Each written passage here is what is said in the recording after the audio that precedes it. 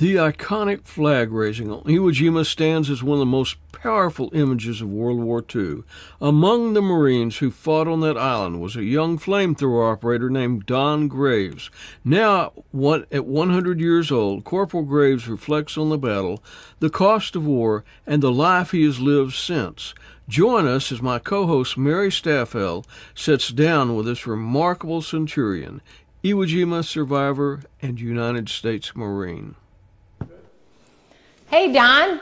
Yes. Here we are again together talking about your Yes. story. We've done this 100 times, so I'm just going to ask you to share some bits and pieces of the story with the folks that may not have heard them before. So think back to when you were sitting in the car and you heard about Pearl Harbor. What was going on? Tell the folks the story about hearing about Pearl Harbor and then hearing the president. Well, you know, we just recently, a few years before that, President Roosevelt got us out of the Great Depression. And now things are going good, but then all of a sudden, we find we have another war coming up. We're sitting in an old car in front of, this is in Detroit, Michigan, on the west side. And it's not a very wealthy side, but we're sitting there and we're in the car, we're playing the radio that we hooked up. And we're listening to the big bands.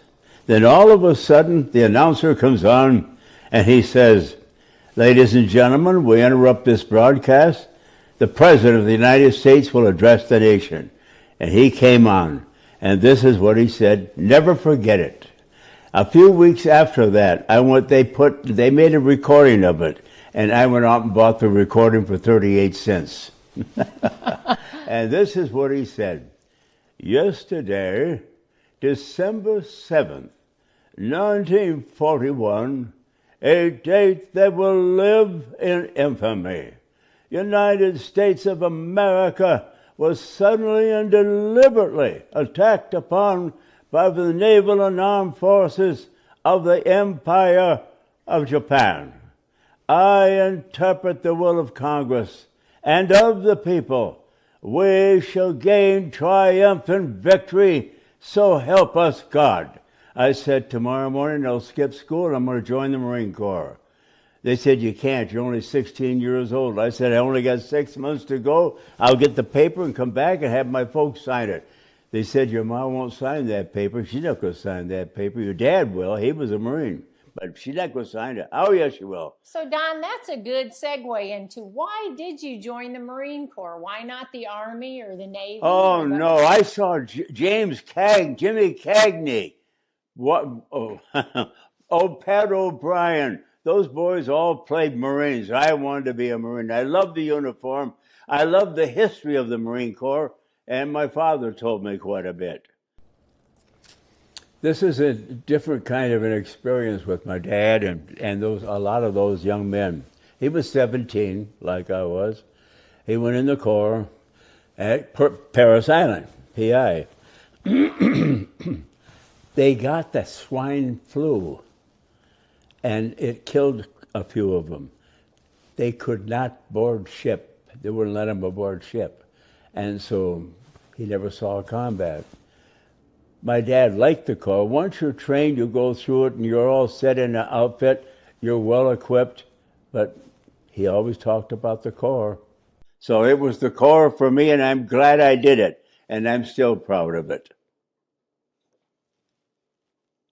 So, Don, as you went through boot camp, you got all your training done, you get on this ship, you head into the Pacific, and you're on board the ship, and you're headed to this little island called the Iwo Jima, and you had a special breakfast.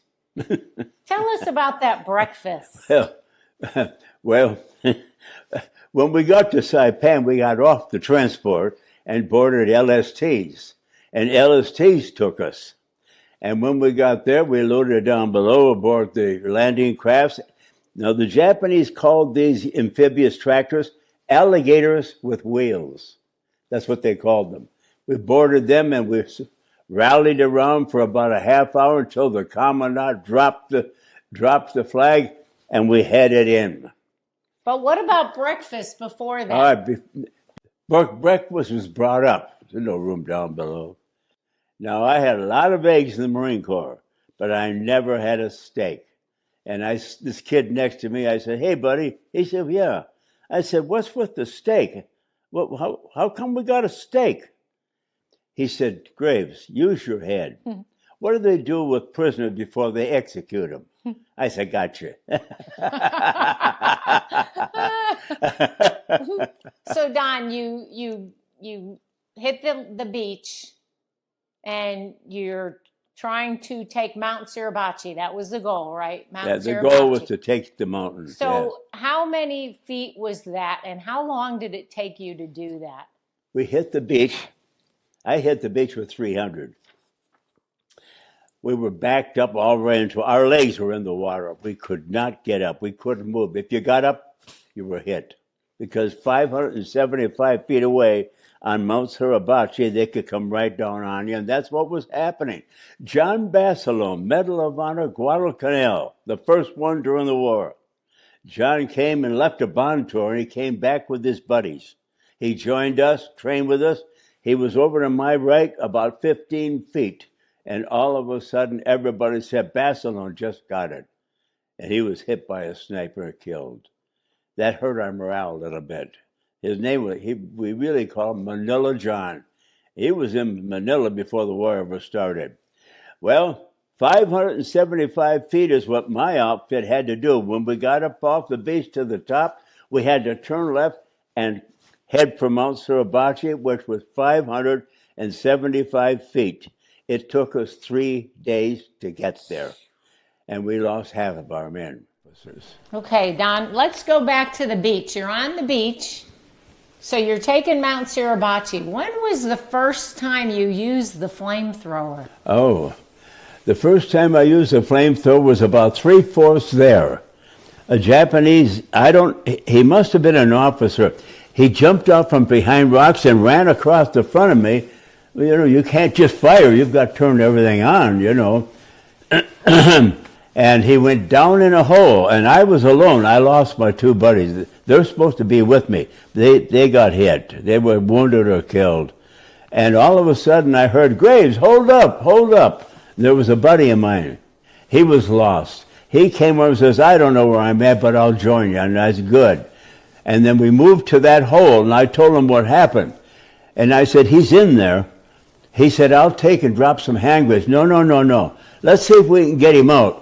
Now, in orientation, one day off Iwo Jima, aboard an LST, they brought models of Iwo Jima up on each one, and they gave us orientation. If you can take a prisoner, take him. We don't know much about that island. We need information. Take him. If you can't, you kill him. That's what we ordered to do. And as we got to get him out if we can. And I said, Detekoi, come. Kohadoshaki, flamethrower. Never came. I said it 3 times. I said, "All right, let's go. Let's move up." And when we took a step, he came up out of it. He came out different than when he went in because he looked like an admiral. He was really loaded, a beautiful sword. And my eyes caught that sword, and I said, "John, I want that sword." He said, "You got it." Well, he had his hand up here, on his sword. I said, "Detekoi, come." Wouldn't do it. I said, "Okay, let's move up a little bit." When we moved, boom! He had a shape charge here. It blew him all to pieces. There was nothing left. I couldn't even find the sword. Never got it. So when was the first time you actually had to fire the flame into a cave? The first time was at the base of Mount Suribachi. At the base, they had built or moved big square blocks across the base, and they could move back and forth behind them. We couldn't get them. All we could do was throw grenades or launch, but we couldn't do that either because around the side was the group that took and was working with the flag, so we had to be very careful. So that's the first time right there. So what was it like being a flamethrower? Because obviously that's a really horrific way for somebody to die. What was it like to be that person that was shooting that flame? Well, you know, first of all, before we loaded ship in camp, Pendleton. A few days before we loaded up, my skipper was walking behind me, and I turned around and I said, "Skipper," I said, "how come you put that flamethrower on my back?" He says, "Why not?" I said, "I'm short. I can't carry that thing." "Oh, you'll carry it all right." He said, "Besides, you're short. You'll be less a target." And he was right. Yeah. Wow. Because I was the only one that came off that part of the island. Woody Williams and I both. Yeah. Yeah. So Don, when you went on the island, you had over 300 men, and when you left the island, there were only 18 of you left. And you went through your cemetery. Tell the folks about what it was like, what you saw when you approached, and then how that made you feel. When we marched down, whatever we had, we got down to the gate of the cemetery, and the old man met us there. He said, "Fellas," he said, "I want every one of you, all of you, to go through that gate, and I want to say goodbye to your officers and your buddies. Come back out. We'll go in formation, load up in a Higgins, go aboard our ship, go back to Hawaii, and get ready for Japan." She hadn't surrendered yet. Germany did. Well, we walked in. And as I looked ahead, as every man walked through that gate, he stopped and read a piece of paper, 8.5 by 11. Someone wrote this on it. "Fellas, when you go home, tell the folks we did our best, that they may have many more tomorrows." I used that 2 nights ago at a graduation for a general, and their tears were just flowing, especially from the women. It was sad. It was really sad. Yeah. Yeah, a lot of young people didn't have a tomorrow, but you did. So in your tomorrows, you know, we've all heard your story about coming into the faith and becoming a pastor. So you achieved a lot through there. Tell folks maybe some things they don't know about. After you became a pastor, what kind of work were you doing as a pastor, and how did you impact so many lives? Yes, I've been asked this question. Why is it when the Second World War started, you kids ran to it? What's the deal today? And I told them what I thought the difference was. We had just come out of a depression. We didn't have anything. What did we have?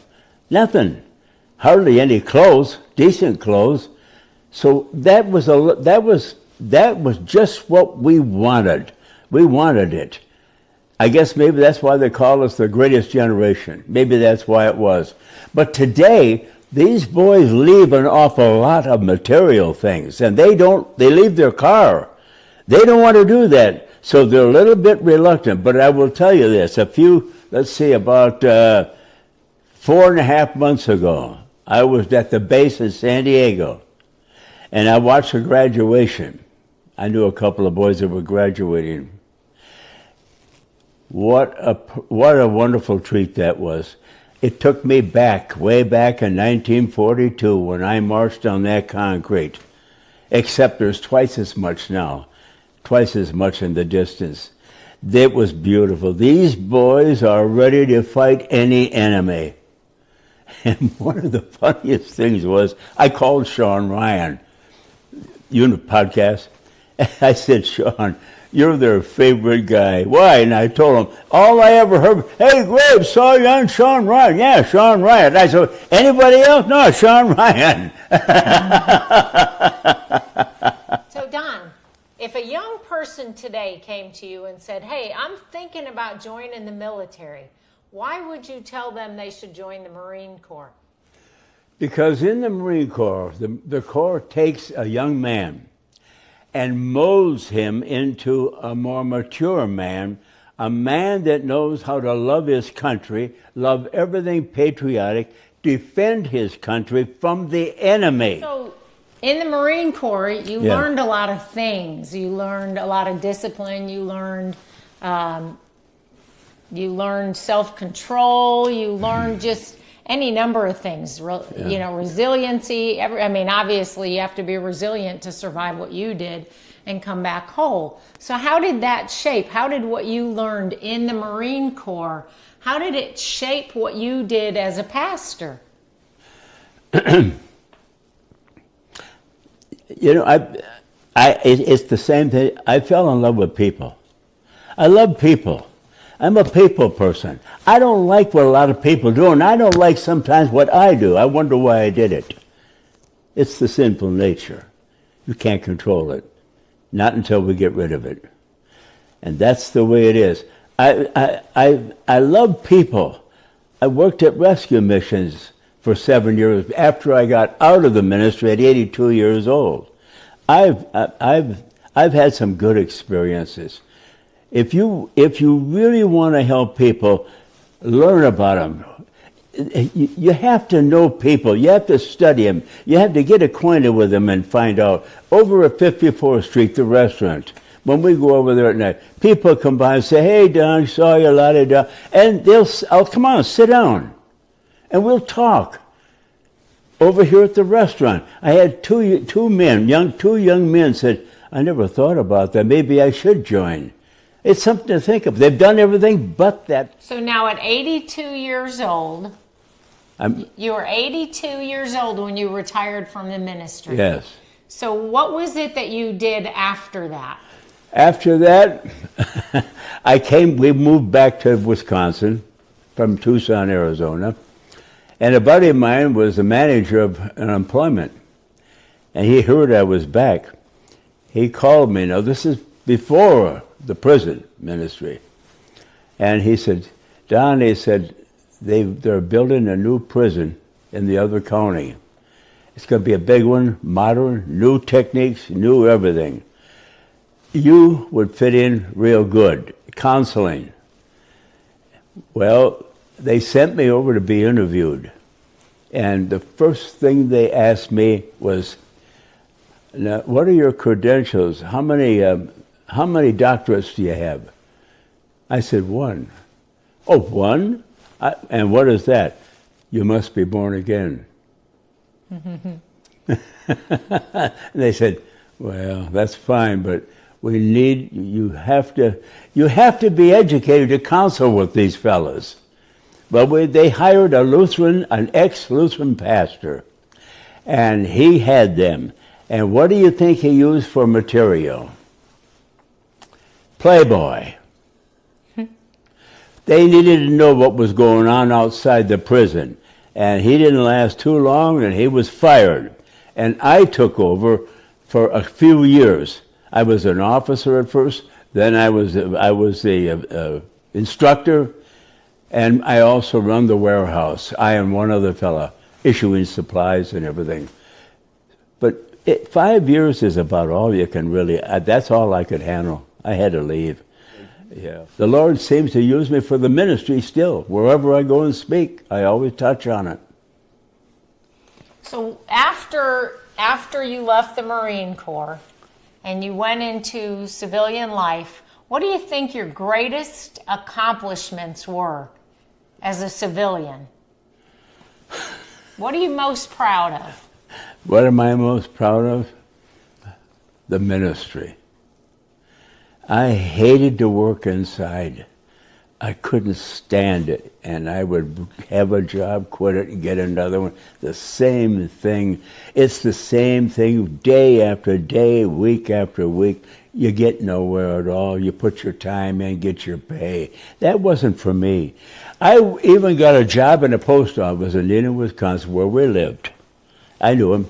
His name was George Rasmussen. Nobody liked him.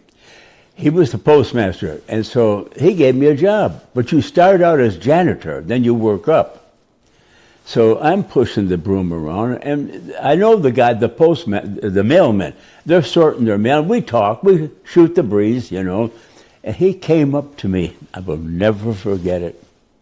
He said, "Don, have you ever considered to get a job where you can get paid to talk?" I said, "No, I don't think so." "Well, you should." You know, I thought about that. And all of a sudden, things seemed to work in. I had a good relationship with the Gideons International. I was state chaplain for Wisconsin for a few years until I went in the ministry. I found out that God used my voice, my singing, my talking and everything to help other fellows straighten their lives out, to find a different pathway of life when they get messed up so bad, if it works. Yeah. To helping people today. Oh, this is a tough job today. I could not pastor a church today. I could not handle those young people. I've been invited to speak to them. Oh, they're antagonistic. It's a whole different ball game today. It's a whole different ball game. You got to communicate differently than we did in the past. It really is. Yeah. So, Don, when you look back at the Marine Corps, what do you think about the Marine Corps today? It's great. I'm glad I went out there. I heard wrong information, you know. These boys, I mean, let me tell you, they get 12 weeks. We did 8 weeks, and we did with 12 because we had so many kids joining up. They were jammed all over the place. We were doubled up. So they had to knock off it. But we had to learn what they learned today in 12 weeks. Now, you get basic stuff for 8 weeks. The last 4 weeks, you will go up on a big mountain at Camp Pendleton. It's Sand Mountain. And they train there. And they train there day and night sometimes, And they took me up, we were at the base, and a major took me, and I said, I ain't going to walk up there. He said, well, I'm not either. Get in. And we drove up. You should see how they work, those boys. I mean, they hit the deck face down on that sand. I mean, it's cold up there. They're up there at 4 or 5 o'clock in the morning, all combat conditions. They really do a job. Then you go down and you walk around. I was heading for the mess hall. And there's athletic equipment along the way. And these kids on their own time go and work out. They keep working out all the time. They're in good shape. I was very proud of it. They're really good. They work and they train. So that's the way the Marine Corps is today. Yep. The state of the Marine Corps is good in Don's eyes, and it seems that way is once a Marine, true. always a Marine. Yep, true in everybody's mind. If he isn't, he shouldn't have went in the first place. So, Don, then you move to Texas. You find this little group called Roll Call. What does Roll Call mean to you? I started out probably a few weeks after it started. And I heard about it, so I went. There were about 3 or 4 of us, maybe 5, 6. And, he bought the lunches. He paid for the lunches. And I thought, that's not right. We all have, veterans have money. Veterans have money. And they should throw a few bucks in the cap or something. He shouldn't have to do that. So I started that. He said, well, I'll take it. No, you listen, this has been great, and we need to take a little support on our own here. And so that's what they did. We kicked in money all the time. Well, I saw an opportunity to get into schools, to get in different public places, give my testimony, a little experience from the war, talk about patriotism, our responsibility as citizens of America, the greatest country in the world. So, Don, when you think about Roll Call, and a lot of folks know that you are an ambassador for Roll Call, that you go out and you speak and sing, and for the longest time were the way we raised money to put on the lunches because a lot of the veterans don't have that extra disposable cash. Many do, but not all of them. Yeah.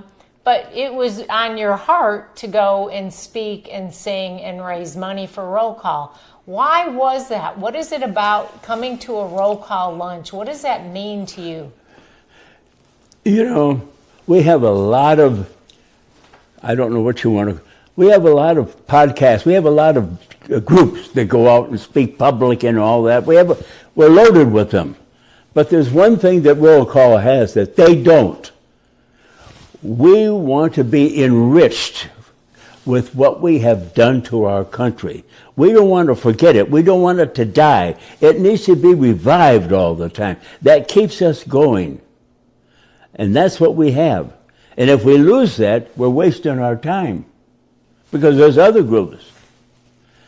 And people ask me, well, what do you do at roll call? And I tell them, we talk about war. We enjoy listening to another man that went through it, went through the battles, went through experiences. That's what we want to hear. We want to be refreshed. We want to remember what we did for our country. That's what I think roll call has. Yeah, and if we lose that, we're wasting our time. And you got to meet some other folks that were in the same area that you were, right? Yes. So you had the opportunity to spend time with people who understood well, where you've been. And another thing is, I know there are a lot of people there for the camaraderie. They can't get it anyplace else. So you've lived a really long life, Don. We won't tell people how old you are, though everybody already knows how old you are. So you've met a lot of interesting people. You recently met Gary Sinise. We had a good time together. In fact, it was kind of a joke that was pulled on us. The evening program was over. The next morning, they had a parade on the boulevard. And I was to lead the parade after I sang, and we had to get into an old Packard that was refurbished like a brand new car. And we're standing, and on each side of the road, 6 lines were lined up. I couldn't get through with my walker. They wouldn't move. And I can't get through there to Kelly. And then all of a sudden, she said, wait a minute. There comes a gray-haired guy. And it's Gary. And I said, Gary. He heard me and he came over. He said, what's the matter? I said, can you help me get through this crowd? Look, I got to get out there. What do you want to go out there for? I said, I got to sing. See that mic? He said, you sing? I said, yes. He said, well, let's go. He said to the fellow, excuse me, fella. He said, oh, Gary, how are you? And they opened up there they are. And we got out there. And he's going like this. People see him, and he's going like this. I said, Gary, this is my time. He said, you got it.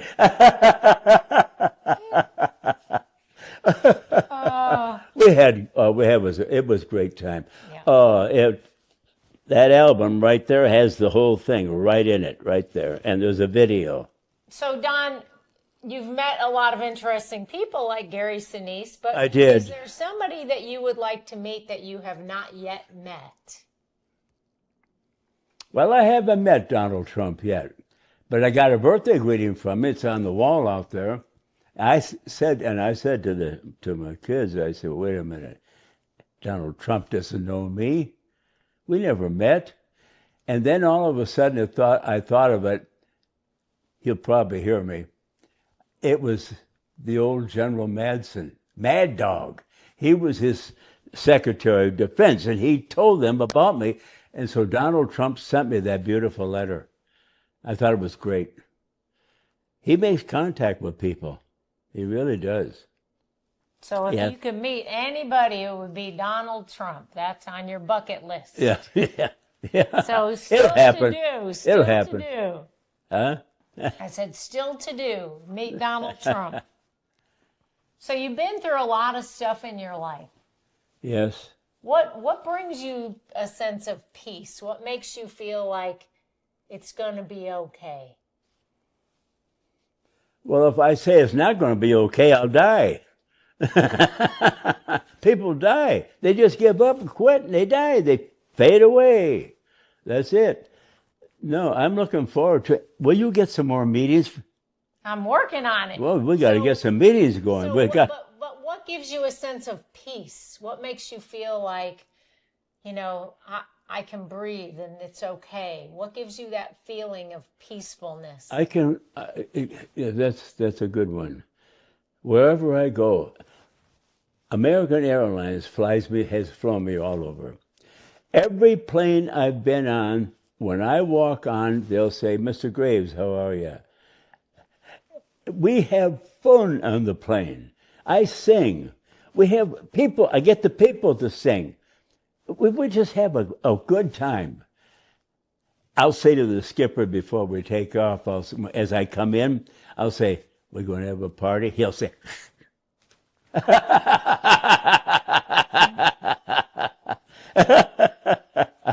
I've met a lot of good people. I really have. Oh, yeah. Churches. Oh, my goodness. Yeah. And my kids can't understand that. I shouldn't go like that. I'm too old. You're going to burn out. No. Oh, better burn out than wear out. So what gives you a sense of peace is that you can continue to do your mission. You're very mission oriented. I feel that whatever, I've always said this to the Lord. Lord, I don't want to just exist here. What can I do? I mean, and He's given me. My goodness, I've sang in a lot of places. I've never sang with a big orchestra. I've sang with a small orchestra, mostly pianos, is what I really sang with. There's just no. I look back, and I remember those things. How did I get there? How did all that happen? Why did He choose me? I met a lot of people. I really have, and I just don't meet people. I want to know about them. I want them to know about me. What's going on? Yeah. Hey, how are you? Yeah, see you again. Yeah, right. I don't know if I answered your question. Well, I think you did, but I think that what gives you peace mostly has been your ability to make those connections with people. So you connect with other people, and then through sharing stories, that gives you your purpose. That's what you're here for, is to share stories and to maybe give people a little bit of hope for the future. Average people that meet, going to a meeting or someplace, there's a few words exchanged and that's it, they're gone. I don't like that. I like to throw a joke in there. I like to control the discussion if I can. Not because I want to, that's just who I am. I sit by the doorway at the restaurant, right there at a single table.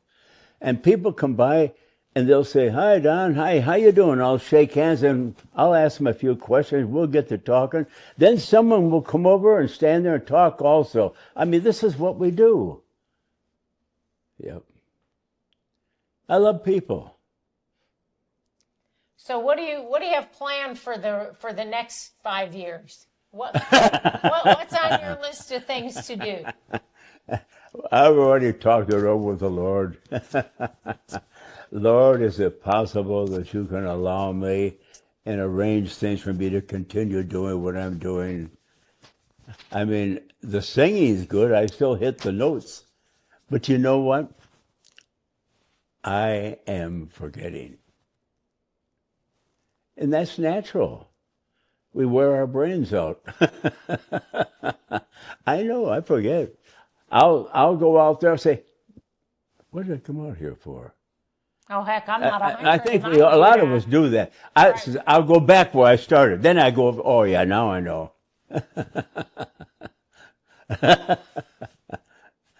Oh, it's, here's something. People, I feel sorry for people that live a whole life and they spend most of it in their home or on the job and they're unhappy and they don't have any real, they could, but they don't have any real friends. It's a terrible situation. People want to talk. When things are tough in our country, there's always an opportunity to pull off to the side, let's shoot the breeze and talk. That's a release. That's what you have to do, talk to people. Love people. When I say love, I don't mean love them physically. I mean care about them, like you care about yourself. I care about myself. I like myself. I know I can do a lot of things, thank God. He gave it to me, and I'm going to use it. Yeah. Well, it sounds like the mission is not done. It's not done. So you got any ideas? Your peace comes from God, which is why we always want Don out speaking and sharing his stories, because that's what really keeps Don going, right? It's those sharing those stories. It's that connecting with the audience. It's connecting with the public that makes him feel like he has a purpose here in life. And if anybody knows anything about how life works, it's when we become without a purpose that we lose our way, and we tend to do things that aren't smart, and sometimes we lose our lives. And so we have to keep purposeful. And Don, you've lived a purpose-driven life, to steal that phrase from I think that was a Rick Warren phrase, but you have lived a purpose-driven life, and you continue to do that. But I want to live here. I love life, and I love people, and I want to work with people. I love it. And you know, Satan's at work. Every now and then when things go nice and smooth, something happens to destroy it, to tear it all up. And I experienced that too. And there's nothing you can do about it. It just gets worse.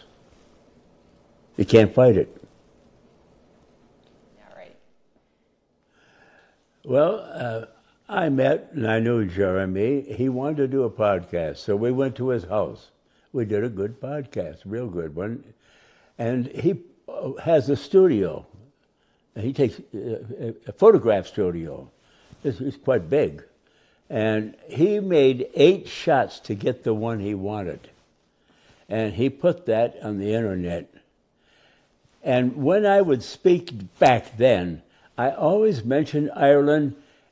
And like you would say, Don, what's the one thing you haven't done you really want to do? And I've always said, I want to go to Ireland. My grandma Susan, her family all came from County Cork, Dublin. I want to go. And people, through a few months, donated $26,000 for me to go. But it was, we enjoyed it. I enjoyed it. I sang Danny Boy there. They put me behind the bar to use this. And I never was behind a bar in my life. I was spilling it all over the place. Singing Danny Boy.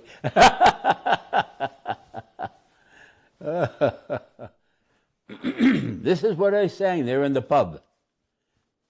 Oh, Danny boy, the pipes are calling from glen to glen, and down the mountainside the summer's gone, and all the flowers are dying.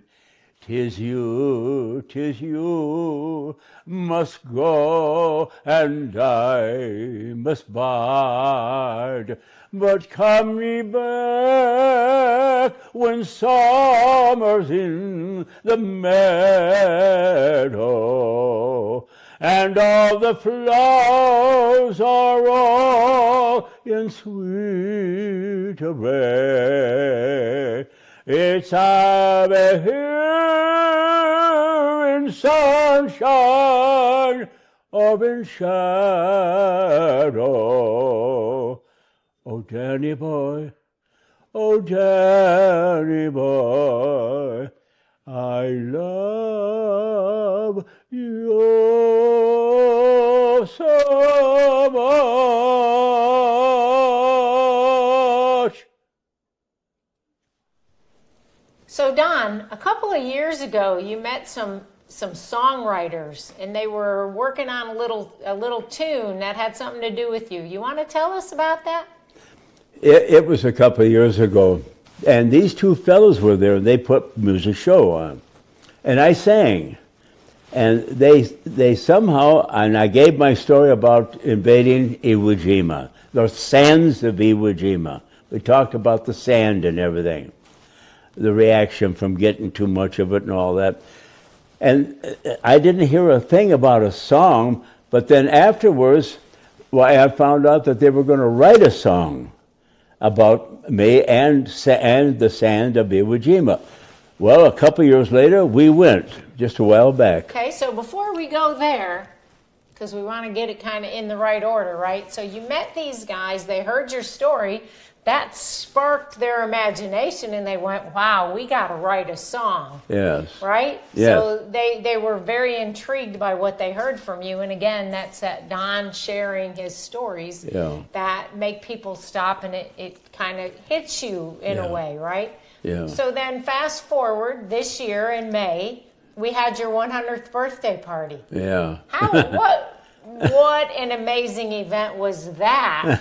Tell us how you felt about that party up there at the Hearsay Lounge. You're sitting in this beautiful red seat with the Marine flag and the American flag behind you and everybody coming to greet you. Yeah. Oh, how was that? What did that feel like to you? Well, I almost lost it. Here we are, 100 years old. We made it. My goodness gracious. How did I get here? How did I meet these people?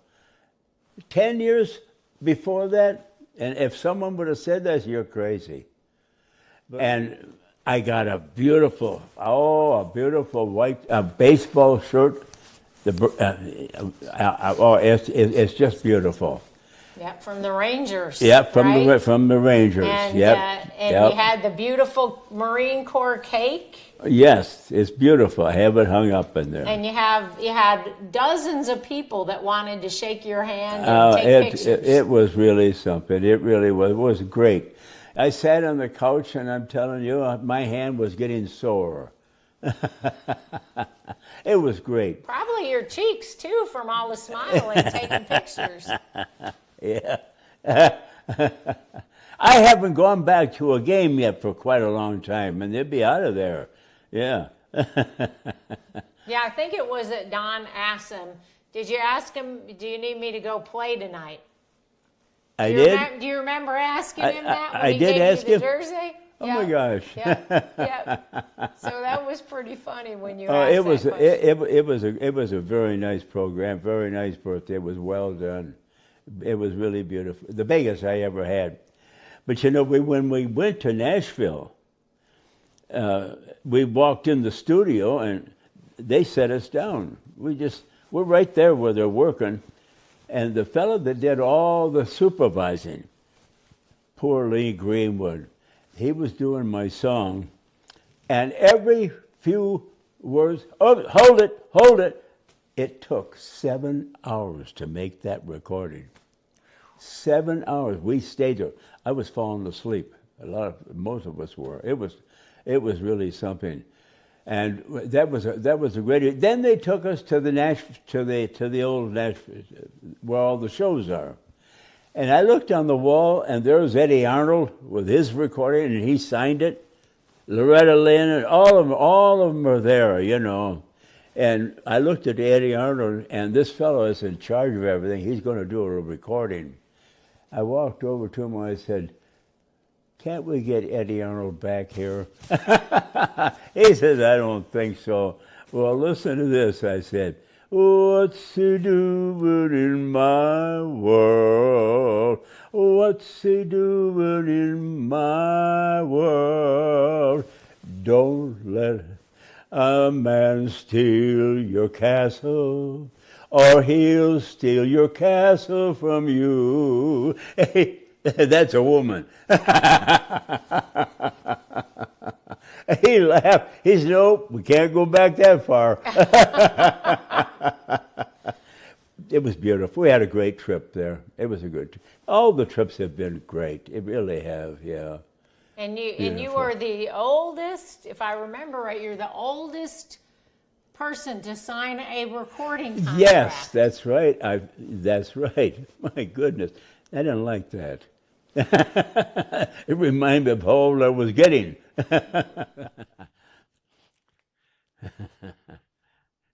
God bless America, land that I love. Stand beside her and guide her through the night with the light from above, from the mountain to the prairie, to the ocean, wide with foam. God bless America, our home, sweet home. God bless America, our home, sweet home.